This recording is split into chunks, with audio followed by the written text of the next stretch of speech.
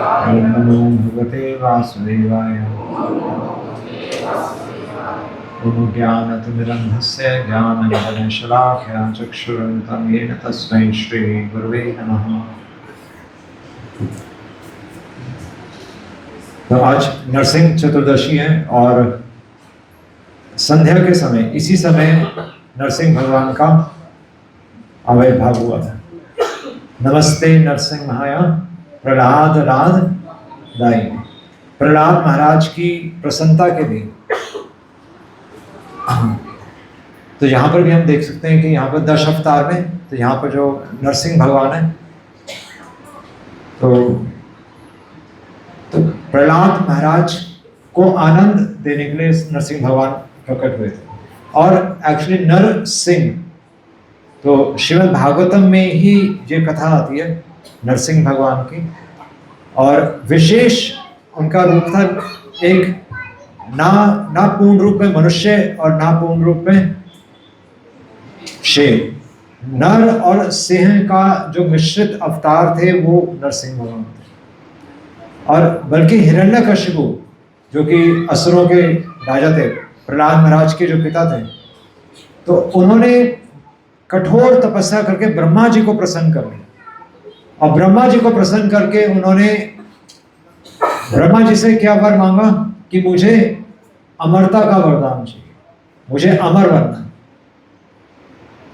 और स्वयं ब्रह्मा जी ने कहा मैं स्वयं ही अमर नहीं हूं, मेरी स्वयं आयु सीमित है, तो मैं तुम्हें अमरता का वरदान नहीं दे सकता। पर श्रील प्रभुपाद यहाँ पर एक लेक्चर में श्रील प्रभुपाद बता रहे हैं कि असुर भी बहुत इंटेलिजेंट होते हैं और इसलिए हिरण्यकशिपु बहुत इंटेलिजेंट था। तो केवल उसने ब्रह्मा जी को प्रसन्न ही नहीं किया था अपनी तपस्या से। ब्रह्मा जी से जब ब्रह्मा जी ने उसको मना किया कि मैं तुम्हें अमरता का वरदान नहीं दे सकता, तब हिरण्यकशिपु ने ब्रह्मा जी को ट्रिक करने के लिए क्या मांगा कि आप मुझे ऐसा वर दीजिए कि मैं किसी मनुष्य से मरूं, ना मैं किसी जानवर से मरूं, ना मैं आकाश में मरूं, ना मैं धरती पे मरूं, ना मैं पानी में मरूं, ना मैं घर के अंदर मरूं, ना मैं घर के बाहर मरूं, और ना मैं सुबह के समय मरूं और ना मैं रात के समय मरूं। तो यहां पर श्रील प्रभुपाद लिख रहे हैं कि भगवान असुर से भी ज्यादा इंटेलिजेंट होता है। असुर हो सकता है अपनी बुद्धि का प्रयोग करे, और असुर अपनी बुद्धि का प्रयोग करके हो सकता है वो ब्रह्मा जी को भी प्रसन्न कर दे, और ब्रह्मा जी से भी वो वरदान मांगने पर भगवान उसके प्लान को फेल करने में सक्षम है। और इसलिए जब हिरण्यकशिपु ने कहा कि मेरी मृत्यु ना मनुष्य से हो ना जानवर से हो, तो भगवान किस रूप में आए? नरसिंह। ना मनुष्य हैं और ना वो शेर। तो हिरण्यकशिपु ने कहा कि ना मैं आकाश में मरूं, ना मैं धरती पे मरूं, ना मैं जल में मरूं। तो भगवान ने उसका वध कहाँ किया? अपनी जंघा पे लेकर किया। हिरण्यकशिपु ने कहा कि ना मैं अस्त्र से मरूं, ना मैं शस्त्र से मरूं। अस्त्र मतलब हाथ से चलाने वाले, शस्त्र मतलब जो फेंके जाने वाले थी। तो भगवान ने उसका वध कैसे किया? अपने नाखूनों से। और तो हिरण्यकशिपु ने कहा ना मैं दिन के समय मरूं, ना मैं रात के समय। तो भगवान ने उसका वध कब किया? संध्या के समय। तो इसको कहते हैं इंटेलिजेंस। इसको कहते हैं कि शेर का सवा शेर। कि अगर तो हिरण्यकशिपु और कोई नहीं, एक्चुअली हमारा ही एक रूप है ना। क्योंकि अगर हिरण्यकशिपु कोई अलग एंटिटी होता तो फिर हम आज उसके बारे में क्यों सुन रहे? तो पते की बात है कि हिरण्यकशिपु सतयुग में भी था। हिरण्यकशिपु सतयुग में भी था, यानी कि आज के समय में तो हिरण्यकशिपु है ही है, और वो कहां पर है? हमारे अंदर है। तो इसलिए तो यहां पर जब श्रीमद् भागवतम में जब हिरण्यकशिपु के बारे में और प्रहलाद महाराज के बारे में कथा आती है, तो हिरण्यकशिपु तो असुरों के राजा थे, और प्रहलाद महाराज अब हिरण्यकशिपु ने पूछा अपने पुत्र से तो उनकी उम्र केवल 5 वर्ष की थी, 5 वर्ष के बालक थे। पर उन्होंने पूछा कि बताओ कि मैंने तुम्हें गुरुकुल भेजा था, और बल्कि तुम्हारे टीचर्स कौन थे? शर्ण और अमर्क। तो शुक्राचार्य के पुत्र थे, शुक्राचार्य जो कि असुरों के कुल गुरु थे। तो उनके पुत्र शर्ण और अमर्क स्वयं प्रहलाद महाराज को शिक्षा दे रहे थे। तो हिरण्यकशिपु, जैसे हर पिता अपने पुत्र से पूछता है कि बताओ तुम क्या सीख कर आए हो, तो यहां पर वही बता रहे हैं कि हिरण्यकशिपु ने कहा कि हिरण्यकशिपुर्वाच प्रहलाद अनुचयताम तात स्वधीतम किंचित उत्तमम, कि तुम मुझे बताओ कि तुमने बेस्ट क्या सीखा, किंचित उत्तमम। तो वहां पर प्रहलाद महाराज कह रहे हैं श्री प्रहलाद उवाच। तो भागवतम प्रहलाद महाराज को श्री प्रहलाद कह रही, जैसे श्री भगवान उवाच, तो उसी तरह श्री प्रहलाद उवाच। क्योंकि प्रहलाद महाराज अब जो बात प्रहलाद महाराज कहने जा रहे हैं वो उन्हें महाजन बनाती है। 12 भक्ति के 12 महाजनों में से एक महाजन है प्रहलाद महाराज, इसलिए उनका नाम श्री प्रहलाद उवाच। हालांकि उनकी उम्र 5 वर्ष की थी। तो इससे ये भी पता चलता है कि उम्र से हम किसी का आंकन नहीं कर सकते कि वो हमें कोई ज्ञान दे सकता है नहीं दे सकता। उसके कुल से हम नहीं बता सकते कि वो असुर है या असुर है, क्योंकि प्रहलाद महाराज असुर के कुल में ही महाजन परम भक्त। तो इसलिए श्री प्रहलाद उवाचन। तो कह रहे हैं कि प्रहलाद महाराज की सबसे पहली शिक्षा, वो अपने पिता को क्या कह रहे हैं कि सबसे उत्तम शिक्षा क्या है, कि मैंने क्या सीखा है, श्रवणम कीर्तनम विष्णु स्मरणम पाद सेवनम। तो इसमें सबसे इंपॉर्टेंट चीज क्या है? श्रवणम कीर्तनम। क्या इंपॉर्टेंट है? क्या इंपॉर्टेंट है? श्रवणम कीर्तनम विष्णु स्मरणम पाद सेवनम। क्या इंपॉर्टेंट है?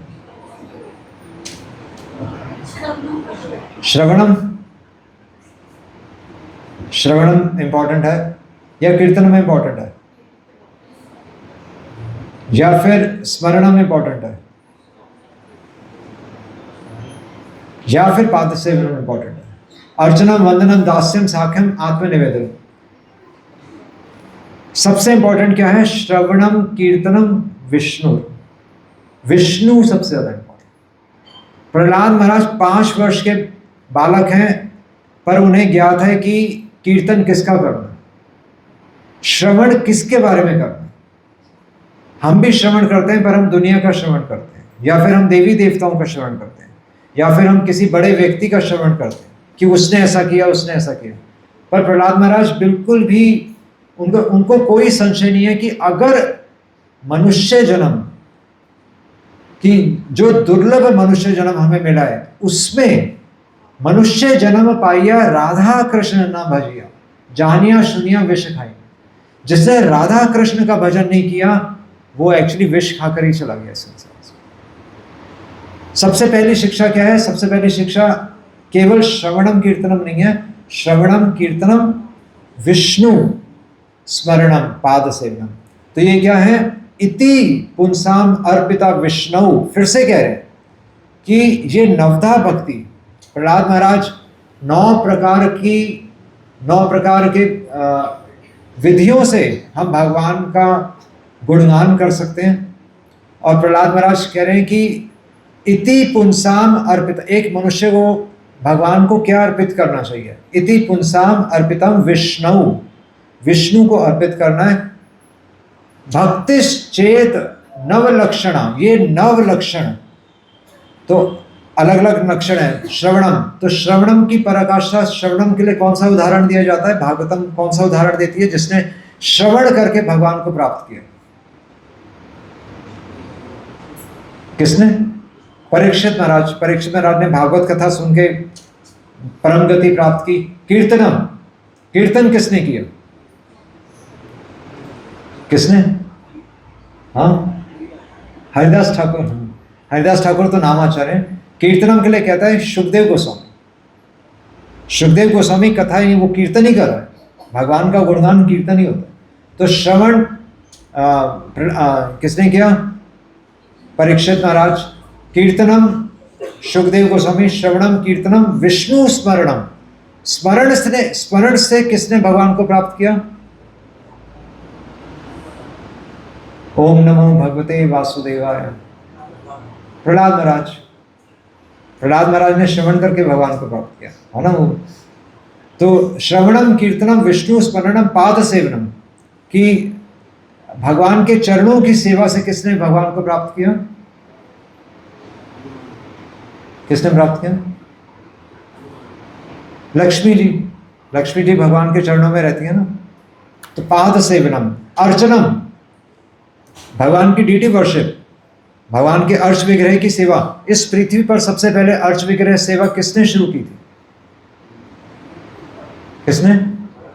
पृथु महाराज। पृथु महाराज के बारे में आता है, तो उन्होंने डीटी वर्शिप एस्टैब्लिश की थी। अर्चनम, वंदनम, भगवान का गुणगान, भगवान की ग्लोरिफिकेशन किसने की? वंदना, वंदन, भगवान का गुणगान किसने किया और प्राप्त किया? अक्रूर जी। अक्रूर जी के बारे में आता है। अर्चनम वंदनम दास्यम, दास भाव में भगवान को किसने प्राप्त किया? हनुमान जी। अर्चनम वंदनम दास्यम सख्यम, साख्य भाव में अर्जुन। और आत्मनिवेदनम, अपना सब कुछ नौछावर करके किसने भगवान को प्राप्त किया? बलि महाराज।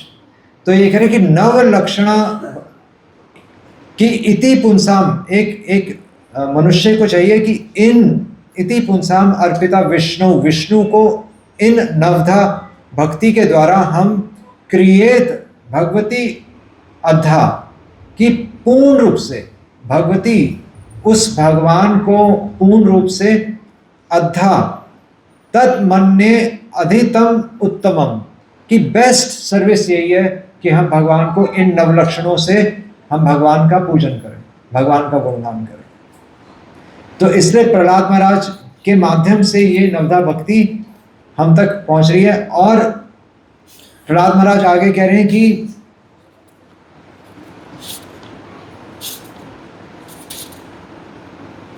यहाँ सारे एग्जाम्पल्स, तो एक्चुअली तो हिरण्यकश्यपु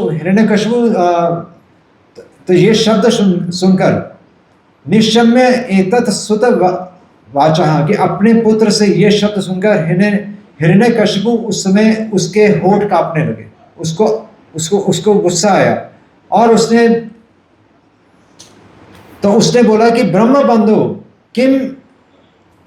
किम एतत् ते विपक्षतम श्रेतासताम, कि बताओ कि हे ब्रह्म बंधु, कि हालांकि तुम एक ब्राह्मण की तरह तुम बोल रहे हो, पर तुम वास्तव में ब्राह्मण नहीं लगते। तुमने शिक्षा जरूर ली है, पर तुम उसका गुणगान कर रहे हो जिसने एक्चुअली, तो हिरण्यकश्यपु विष्णु का दुश्मन क्यों था?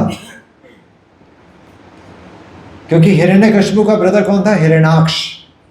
तो भगवान ने हिरण्याक्ष का वध किया था, है ना, वराह अवतार में तो भगवान ने हिरण्याक्ष का वध किया था। तो हिरण्यकश्यपु इस स्तर तक भगवान से क्रोधित था कि उसने ये भी नहीं देखा कि एक्चुअली उसके सामने कौन खड़ा है। तो वो अपने पुत्र को भी अपने शत्रु के रूप में देखने लगा, हिरण्यकश्यपु। और उसने बोला कि इसलिए तुमने मेरे आदेश की अवहेलना की है, कि मैंने तुम्हें पढ़ने के लिए कुछ और भेजा था और तुम सीखकर तुम मेरे शत्रु का गुणगान मेरे सामने करो। तो असुर और सुर में यही फर्क होता है कि भगवान के भक्त, जब भगवान अपने भक्तों से कुछ मांगते हैं तो भक्त अपने जीवन से सब कुछ अर्पित कर देते हैं। और वहीं जब भगवान असुरों से कुछ मांगते हैं तो असुर भगवान को ही मारने के लिए आ जाते हैं। तो ये समझ के, तो इसलिए हिरण्यकश्यपु का सबसे बड़ा शत्रु अब कौन बन गया? उसका ही पुत्र। और हिरण्यकश्यपु ने तब अनेक उपाय किए, उनको सांप के आगे फेंका, प्रहलाद महाराज को उनको हाथियों के नीचे कुचलने का प्रयास किया, पहाड़ से नीचे फेंका, उनको जलाने का, अग्नि में तपाने का प्रयास किया। पर प्रहलाद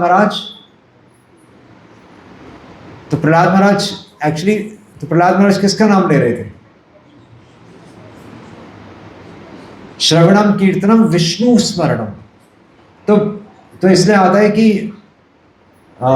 कि जो भगवान की भक्ति करते हैं, सगुणान समतीते एतान, कि वो प्रकृति के तीनों गुणों से परे हो जाते हैं। जो वास्तव में भगवान का नाम इस प्रकार लेते हैं, पूरे विश्वास के साथ, अद्धा पूरे विश्वास के साथ जो भगवान का नाम लेगा, उस पर प्रकृति के तीन गुण नहीं काम करेंगे। तो प्रहलाद महाराज वहां पर अपने पिता को फिर शिक्षा देते हैं। वहां पर प्रहलाद महाराज जब उनसे जो वार्तालाप होती है, तो प्रहलाद महाराज अपने पिता को शिक्षा दे रहे हैं कि श्री प्रहलाद वाच मतेर्न कृष्णे परता स्वतोवाम। तो भगवान मतलब नरसिंह भगवान हिरण्यकशिपु ने पूछा कि, बल्कि हिरण्यकशिपु अचंभित था कि मैंने इसको हर प्रकार से मारने का प्रयास कर लिया, पर इसकी शक्ति मेरी शक्तियों से ज्यादा, कि मैंने तो तीनों लोगों को जीत लिया अकेले, मैंने बिना किसी की मदद के। सारे देवी देवता मेरे क्रोध से कांपते हैं, पर ये छोटा सा बालक मुझसे डर नहीं रहा। देवी देवता जिससे डरते हैं, वो छोटा सा बालक मुझसे नहीं डर रहा। तो हिरण्यकशिपु ने पूछा कि तुम्हारी शक्ति कहां से आ रही? और प्रहलाद महाराज ने कहा कि जहां से आपको शक्ति मिलती है, वहीं से वो शक्ति मुझे आ। तो प्रहलाद महाराज ने कहा मतिर्न कृष्णे परता स्वतोवा, कि मतिर्न कृष्णे, कि एक्चुअली आप ये सब बातें नहीं समझ पाएंगे। मतिर, ये बुद्धि आपकी कृष्ण में कभी संलग्न नहीं हो पाएगी। मतिर्न कृष्णे परतः स्वतः, ना परतः, ना दूसरों के कहने से, ना स्वतः, ना खुद आप समझ सकते हैं इसको, ना अपनी बुद्धि से समझ सकते हैं, ना दूसरों की बुद्धि से आप समझ पाएंगे। मतिर्न कृष्णे परतः स्वतोवा मिथो अभिपत्तेत। और बल्कि अगर आप पंडितों को भी बुला लें, एक मीटिंग भी कर लें, तब भी आप इसको, भगवान को नहीं समझ सकते। क्यों नहीं समझ सकते? क्योंकि कह रहे हैं कि मतिर्न कृष्णे परतः स्वतोवा मिथो अभिपत्तेत गृह व्रतानाम। जिसने गृह व्रत, जिसने अपने घर का, जिसने एक संसार को अपना घर मान लिया, जिसने ये निश्चय कर लिया कि मैं इस संसार में रहूंगा, और इस संसार में रहकर वो प्लानिंग कर रहा है कि मैं ये कर लूंगा, मैं ये कर लूंगा। गृह व्रता नाम, आज हम सब ने व्रत रखा है, पर वो व्रत क्या है? वो व्रत है संसार से निकलने का, वो संसार में रहने का व्रत नहीं है। जहाँ हमें पुण्य मिलेगा, हमारे सारे काम बन जाएंगे, वो ये व्रत नहीं है। ये व्रत है संसार से निकलने में। तो प्रहलाद महाराज वही करें, जिसने गृह व्रता नाम, जिसने इस शरीर को ही अपना सब कुछ मान लिया, और बल्कि इस शरीर से संबंधित कौन है? गृह सुताप्त वित्तर। गृह, घर से संबंधित है बच्चे, गृह सुत, पत्नी, बच्चे, रिश्तेदार और लक्ष्मी। गृह सुताप्त वित्तर, कि जिसने इनको अपना घर मान लिया है, जिसने इस संसार को एक कंफर्टेबल लाइफ के लिए वो जो जी रहा है, कि इस संसार में एक आरामदायक जीवन हमें चाहिए, तो वो कभी भगवान को नहीं समझ सकता। मतिर्न कृष्ण। और ऐसा क्यों? अदांत गोभिर विशताम तमिश्रम। अदांत गोभिर, अदांत, दांत मतलब कंट्रोल, अदांत मतलब जिसका अपनी इंद्रियों पर कंट्रोल नहीं है।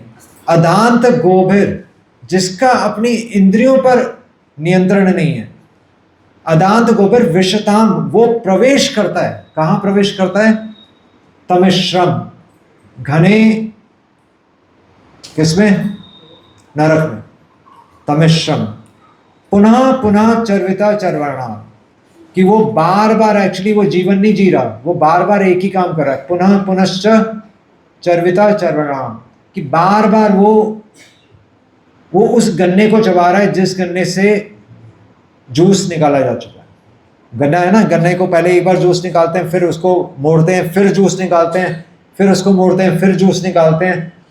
तो जिसने इस संसार को अपना घर मान लिया है, जिसने इस संसार को अपना घर मान लिया है, वो बार बार इस संसार में रस ढूंढ रहा है, पर वो चबाए हुए गन्ने की तरह है। उसे लग रहा है कि मेरे को रस आ रहा है, पर वो एक्चुअली रस नहीं, तभी तो बार बार चबा रहा है वो। पुनश्च पुनश्च चर्विता चर्वणाम। तो बहुत बहुत सुंदर इस संसार का विश्लेषण प्रहलाद महाराज दे रहे हैं 5 वर्ष की उम्र में, 5 वर्ष की उम्र में।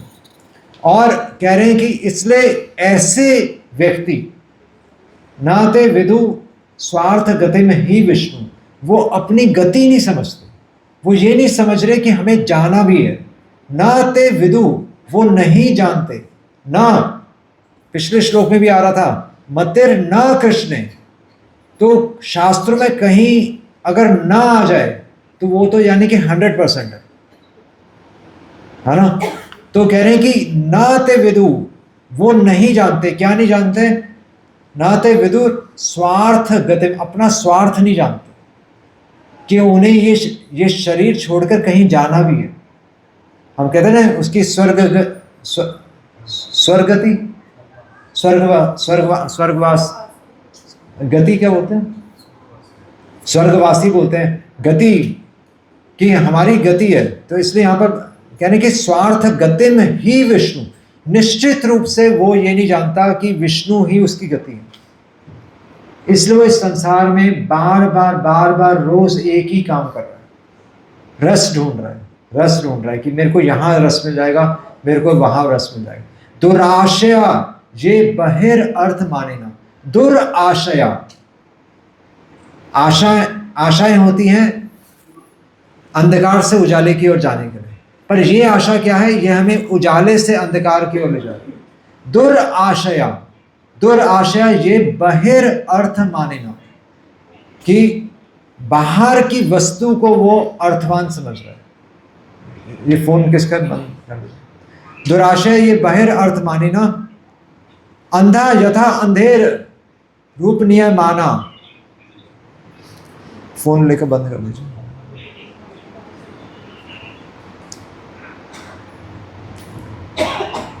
अंध यथा अंधेर, और व्यक्ति क्या कर रहा है? अंधों के पीछे अंधा होकर चल रहा है। उसे पता है कि सामने वाले की भी कोई गति नहीं हुई, सामने वाला भी एक्चुअली अपने जीवन के अंत में रो कर गया। तो अंध यथा अंधेर, प्रहलाद महाराज कह रहे हैं 5 वर्ष के बालक, वो कह रहे हैं कि एक व्यक्ति अंधे के पीछे अंधा होकर अपना समय गवा रहा है। और बल्कि कह रहे हैं कि इससे निकलने का उपाय क्या है? इससे निकलने का उपाय क्या है? कोई जानता है?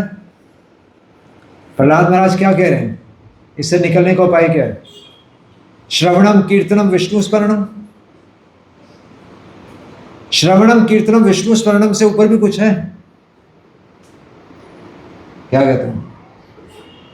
श्रवणम कीर्तनम विष्णु स्मरणम से ऊपर क्या है? भगवान का श्रवण करना, भगवान का कीर्तन करना, भगवान का स्मरण करना, उससे ऊपर क्या है?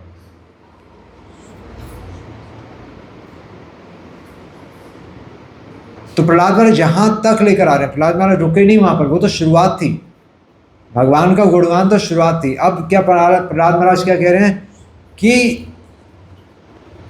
न ऐशा मति है तावत उरु क्रम अंग्रणी, कि ठीक है उस भगवान की उरु क्रम अंग्रणी, कि उस भगवान का गुणगान हमें करना है जिनके कदम विशाल हैं। वामन देव 3 पग भूमि, जिन्होंने 3 पग भूमि से बलि महाराज का सब कुछ हर लिया।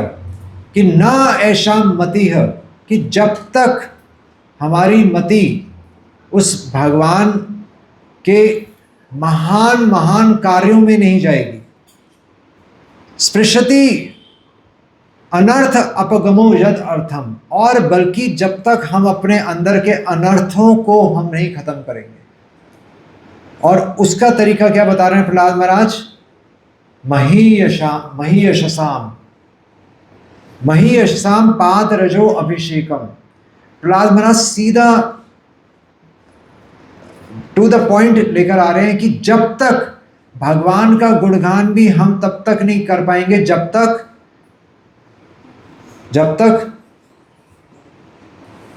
मही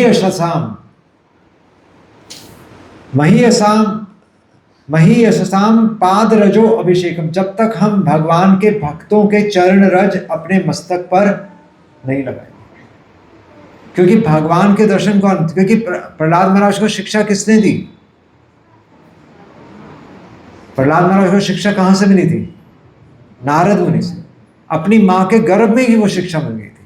कयादु जब देवी देवता, जब इंद्र कयादु को अगवा करके ले जा रहे थे, जो हिरण्यकशिपु कठोर तपस्या करने के लिए गया था स्वयं विष्णु को मारने के लिए, तो सभी देवी देवताओं को पता चला कि कयादु के गर्भ में हिरण्यकशिपु का बीज है। तो इंद्र ने बोला कि हम जैसे ही ये पैदा होगा हम एक्चुअली इसका वध कर देंगे। तो वहां पर इंद्रदेव कयादु को अगवा करके ले आए, पर रास्ते में नारद मुनि ने इंद्रदेव को रोक लिया। और नारद मुनि ने कहा कि एक्चुअली कयादु के गर्भ में तो स्वयं एक महाजन जन्म लेंगे, स्वयं भगवान के भक्त जन्म लेंगे, और इसलिए वो उनकी रक्षा करना हमारा था। तो तब नारद मुनि कयादु को अपने आश्रम लेकर आए। हालांकि नारद मुनि तो नैष्ठिक ब्रह्मचारी हैं, तो नारद मुनि नैष्ठिक ब्रह्मचारी हैं, पर नारद मुनि को पता था कि भगवान का संदेश मुझे इस शिशु को देना है ना, मेरे आश्रम से कहीं ऊपर है भगवान की इच्छा। तो नारद मुनि ने कयादु को अपने आश्रम लेकर आए और कयादु की रक्षा की, और वहाँ पर कयादु को नारद मुनि ने भागवत का ज्ञान, वहाँ से फिर प्रहलाद महाराज को ये शिक्षा मिली। तो इसलिए कह रहे हैं कि जब तक हम भगवान के, नारद मुनि की अगर कृपा नहीं होती तो प्रहलाद महाराज को नरसिंह भगवान के दर्शन नहीं होते, है ना। वो स्मरण कैसे करते? वो शिक्षा कहाँ से आ रही है, वो ज्ञान कहाँ से आ रहा है? वो भक्तों के माध्यम से आ रहा है। आज अगर हमें कोई मंदिर लेकर आया है तो वो हम उसके ऋणी हैं, हमारा मंदिर पे कोई अधिकार नहीं है, ना हमारा किसी प्रसाद पे अधिकार है, ना हमारा किसी सेवा पे अधिकार है, जब तक वो व्यक्ति हमें यहाँ नहीं लाया होता। आज मुझे भी याद है कि मुझे भी पहली बार भगवत गीता के कार्यक्रम में जो मुझे लेकर गया, मुझे आज भी याद है। केशव प्रभु जी कहते हैं कि उन्हें आज भी याद है कि पहली बार उन्हें भक्ति में कौन लेकर आया। तो ये प्रमाण है कि हम उस व्यक्ति को कभी नहीं भूलते जो हमें भक्ति में लेकर आए, और ताजीवन, पूरा जीवन हम उसके ऋणी रहेंगे, क्योंकि वो हमें ऐसा गिफ्ट देकर चला गया कि हम उसका अदा कभी नहीं कर सकते। आप उसको क्या दे सकते हैं? उसको कुछ नहीं दे सकते, केवल हम उसके आगे शीश झुका सकते हैं। तो इसलिए कह रहे हैं कि मही यशसाम पाद रजो अभिषेकम, उनके चरण रज अपने सर पे लगा। बहुत अच्छा है। और बल्कि निष्किंचन नाम न वृणीत यावत, ऐसे भक्त जो कि निष्किंचन नाम, जो कि अपना कुछ नहीं समझते, निष्किंचन, अपना कि मेरा कुछ भी नहीं है, निष्किंचनानाम न वृणीत यावत, कि जो क्या वर्ण करते हैं, जो इस संसार में किसी भी वस्तु को अपना ना मानते हुए भगवान का गुणगान करते हैं। तो आज केवल नरसिंह भगवान का आविर्भाव दिवस नहीं है, आज प्रहलाद महाराज का भी आविर्भाव दिवस है, और बल्कि प्रहलाद महाराज का आविर्भाव दिवस भी नहीं है, आज पूरी गुरु परंपरा का आविर्भाव दिवस है। क्योंकि भगवान खुद बता रहे हैं कि जो मेरे इस संदेश को दूसरों को देता है वो मेरा सबसे प्रिय भक्त है ना। इसलिए जहां पर कह रहे हैं कि अनर्थ अपगमः, कि जब तक हमारे अंदर से अनर्थ नहीं हटेंगे तब तक हम भगवान के दर्शन मतिर्न कृष्णे, परतः स्वतोवा, कि चाहे हम दूसरे से हेल्प ले लें, दूसरा मतलब हम चाहे अनेक अनेक शास्त्र पढ़ लें, चाहे हम खुद से अध्ययन कर लें, पर जब तक यस्य देवे परा भक्तिर यथा देवे तथा गुरु, कि जिस प्रकार हमारा भगवान में विश्वास है उसी प्रकार जब तक हमारा गुरु परंपरा में अटूट विश्वास नहीं होता, जब तक हमारा वैष्णवों में विश्वास नहीं होता, तब तक शास्त्रों का जो मर्म है वो हमारे हृदय में प्रकट नहीं हो सकता। जब तक हमें वैष्णवों पर विश्वास नहीं, तब तक हम भगवान को प्राप्त नहीं कर सकते। तो ये बहुत सुंदर बता रहे हैं, और इसलिए कह रहे हैं कि इसलिए भगवद गीता में भगवान क्या कह रहे हैं कि महात्मा नास तु माम पार्था, कि महात्मा कौन होते हैं? महात्मा नास तु माम पार्था दैवम प्रकृतिम आश्रितः, कि वो उन भक्तों का आश्रित है, दैवम प्रकृतिम आश्रितः, सीधा भगवान का आश्रय नहीं लेते, दैवम प्रकृतिम, जो भगवान के द्वारा जो सशक्त हैं, भगवान ने जिनको अधिकार दिया है उनके आश्रय में जाते हैं। दैवम प्रकृतिम आश्रितः, आश्रितः का मैंने पिछले हफ्ते भी बताया था, पूर्ण रूप से अगर हमारा उन पर विश्वास नहीं होगा तो हमें भगवान पर कभी विश्वास नहीं आएगा,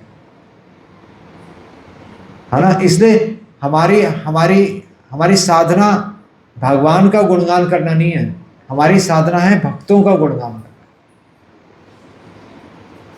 यस्य देवे परा भक्तिर यथा देवे तथा गुरु तस्य एते कथयता ही अर्था, निश्चित रूप से उसी व्यक्ति को शास्त्रों का ज्ञान प्रकट होगा। प्रकाशन्ते महात्मना, वो प्रकाश तभी आएगा जब हमारी श्रद्धा भक्तों में होगी।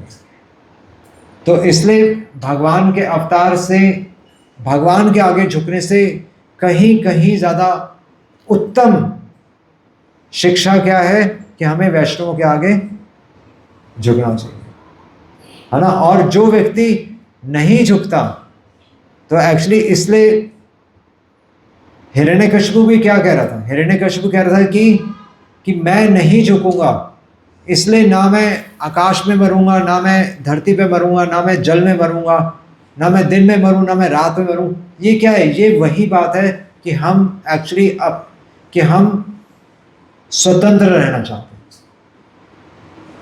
हम किसी के आगे झुकना नहीं चाहते। पर भगवान ने कहा नहीं, कि तुम्हें मरना पड़ेगा, तुम्हें मरना पड़ेगा। तभी हम नरसिंह भगवान के लिए मंत्र भी बोलते ना, अहो वीर्यम अहो शौर्यम अहो बाहो पराक्रमम नरसिंहम परमम दैवम मृत्युम मृत्युम नमामि हम। भक्त जब तक मृत्यु स्वीकार नहीं करता, तब तक भगवान भक्त को स्वीकार नहीं करता। और इसलिए भगवान कई बार भक्तों की परीक्षा उनके अपमान से लेते हैं। अगर भक्त उस परीक्षा को पार कर जाएगा तो भगवान उससे बहुत खुश होते हैं, है ना। अगर इस संसार की मृत्यु से वो इस संसार की मृत्यु को पार कर जाएगा। अर्जुन ने भी एक्चुअली क्या किया, अगर देखा जाए तो अर्जुन ने भी अपने परिवार पर ही तीर चलाए। अर्जुन ने अपने वरिष्ठ जो उसके गुरु थे, पर भगवान के विरुद्ध खड़े थे, तो अर्जुन ने भगवान की इशारे को समझा। इसी तरह बलि महाराज ने शुक्राचार्य को रिजेक्ट किया, क्योंकि मतिर न कृष्ण, क्योंकि प्रामाणिक परंपरा में वो ज्ञान नहीं। जब तक प्रामाणिक परंपरा में हमें वो ज्ञान नहीं मिलता, तब तक हम भगवान को प्राप्त नहीं कर सकते। इसलिए भगवान के लिए व्रत रखना क्या है? गृह व्रता नाम। तो घर क्या है? हमारे आइडियाज। मनोरथे न सती धावतो भाई, मन के रथ पे मत सवार। हमें कभी भी अपने मन के रथ पे नहीं सवार, हमेशा हमें वरिष्ठ भक्तों से पूछ के चलना है। यही हमारी शिक्षा है और यही प्रहलाद महाराज हमारे जीवन से चाहते हैं। हरे कृष्णा कृष्ण कृष्ण हरे हरे, हरे राम राम राम हरे हरे। तो ये श्रीमद् भागवतम का 7वां स्कंद है। 7वें स्कंद में प्रहलाद महाराज अपने सहपाठियों के साथ और अपने पिता के साथ हिरण्यकशिपु के साथ तो बहुत लंबी वार्ता करते हैं। तो ये हम पढ़ सकते हैं। प्रहलाद महाराज की शिक्षाएं, एक पुस्तक भी है हमारे पास, एक छोटी सी पुस्तक है, प्रभुपाद ने लिखा है। स्वयं चैतन्य महाप्रभु ये 7वां स्कंद बार बार सुनते थे। प्रहलाद महाराज की शिक्षाएं इतना महत्वपूर्ण है। प्रहलाद महाराज स्वयं भक्ति के महाजन है प्रहलाद महाराज। तो इसलिए प्रहलाद महाराज को अपने जीवन में उतारना हमारा कर्तव्य है और उसकी शुरुआत हम आज ही से हम कर सकते हैं, श्रवण करके। और आप पुस्तकें ले सकते हैं, जो प्रहलाद महाराज की शिक्षाएं एक पुस्तक है वो आप ले सकते हैं। और जिनके पास श्रीमद् भागवतम है तो उसमें तो संपूर्ण प्रहलाद महाराज के उपदेश हैं, वो आप श्रीमद् भागवतम भी आप जिनके घर में वो आप पढ़ सकते हैं। जिनके पास श्रीमद् भागवतम नहीं है तो वो श्रीमद् भागवतम भी ले सकते हैं। हरे कृष्णा कृष्णा कृष्णा हरे हरे, हरे राम राम राम हरे हरे। श्री प्रभुपाद की जय।